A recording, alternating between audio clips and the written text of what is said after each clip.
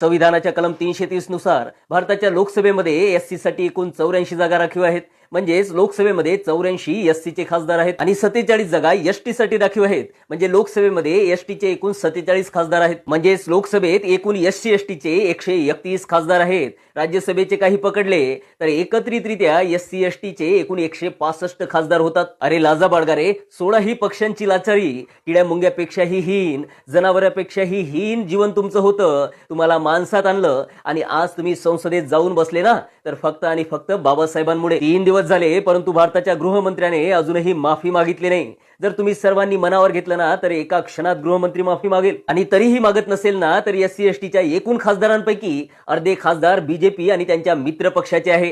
तेवढ्यांनी जरी राजीनामे दिले ना तर या भारताचं एका क्षणात सरकार पडू शकते. तुम्हाला बाबासाहेबांनी एवढं प्रबळ केलं ना की एका क्षणात तुम्ही या सत्ताधाऱ्यांची मस्ती उतरवू शकता. कुणाचीच हिंमत होणार नाही बाबासाहेबांच्या